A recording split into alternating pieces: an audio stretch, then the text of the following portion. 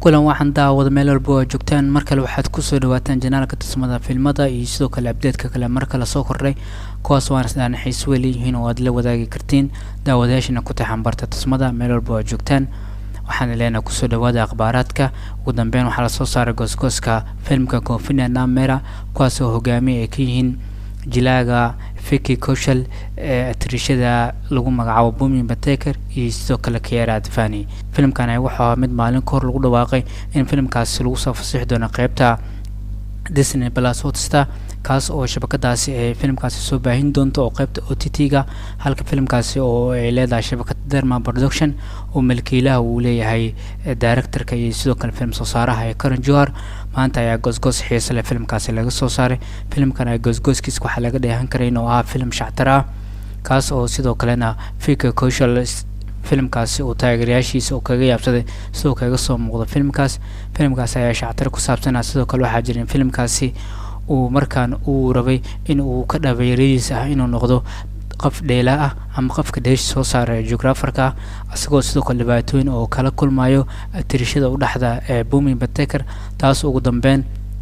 xidigtan la dilayo iyagoo sidoo kalena la ogaanayo ama la baarayo dilkeeda qofkii ka dambeeya iyadoo sidoo kalena Vicky Kaushal sidoo kale Kiara Advani ay yihiin kuwa markaan raba in ay ka run sheegaan riyadooda ah inay noqdaan kuwa dheesha sameeya iyagoo sidoo kale u raba mashruucooda qof u maalgeliya iyagoo sidoo kale ganacsadooyinka la kulmayaan filmkan ayaa dil iyo sidoo kale shactar iskugu jira iyagoo sidoo kale xabsiga loo dhigay in dilka Bumi Bateker ay ka dambeeyaan filmkan ay sidoo kale wuxuu yahay film la iska daba wareegayo iyadoo sidoo kale dhabta kaliya filmkaasi lagu ogaan doono filmkan ayaa kala hor waxaan la wadaagnay in la soo fasaxi doono goosgooskiisa maanta oo 20ka bisha November ku beegantahay iyagoo sidoo kale ugu dambeyn ay soo fasaxeen filmkan ayaa waxa salama gelin doona Videocom 18 Studio iyo Derma Production waxaan lagu soo fasaxi doonaa Disney Plus Hotstar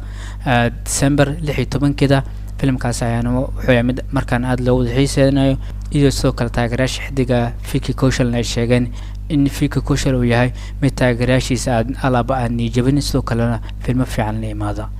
waaga daawada dhinaca kale ugu dambeyn waxaan eegi doonaa film sameeyaha iyo sidoo kale director-ka SS Rajamouli ayaa waxa uu ka hadlay filmkiisa xiga kaas oo la wado jilaaga Mahesh Babu SS Rajamouli ayaa wuxuu ka mid yahay director-rada iyo sidoo kale film sameeyaasha alaba filmadu ay la imaadaan uu noqdo mid daawadayaasha kaga taga bartilmaameed sidoo kale markaan ayaa wuxuu yahay mid filmadiisa alaba iskugu keena xidiga waaweyn film soo saarahan iyo sidoo kale director-kan ayaa markaan wuxuu mashruuciisa xiga uu la sameyn doonaa jilaaga Mahesh Babu kaas oo markaan update ay ka soo kordhayaan filmkaasi asagoo sidoo kale sheegay ama u ballan qaaday in taageerayaasha Mahesh Babu ay ku dhici doonto markaan nasasho la'aan la xiriirta mashruucan maadaama uu sheegay mashruucan inuu yahay mashruuc sare sidoo kalena uu aad ugu faraxsan markaan inuu la shaqeeyo jilaaga Mahesh Babu wada shaqeyntan labadani ayaa waxay tahay mid reer muuqda in la isku arko in hal film ka soo wada muuqdaan filmkaasi waxa la sheegay in haatan meel la xumarayo qorista sheekada filmka asagoo sidoo kale sheegay in SS Rajamouli sheekada sidoo kale abiso filmkaasi oo la qorayo iyadoo bilooyin ka hor sheekada filmkaasi ay bilaabatay markaan ay waxa la xaqiijiyay filmka inta sanadkan ka dhiman la gudagali doono gabagabadiisa iyadoo filmkan laga shaqeyn doono sanad soo socdo waxaana uu SS Rajamouli uu filmkaasi sidoo kale sheegay oo la seexday atirshada Alia Bhatt kaas oo filmkaasi kala hogaamin doonta xidiga Mahesh Babu